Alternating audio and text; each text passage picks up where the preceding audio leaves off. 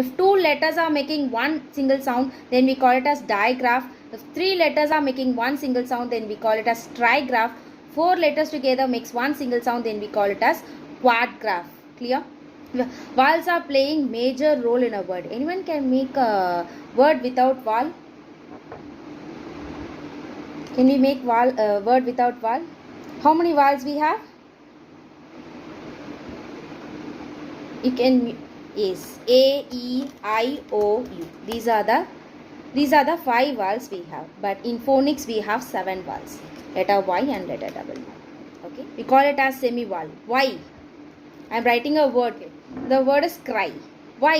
When we are looking the word, it just look like a consonant. But letter Y is a vowel.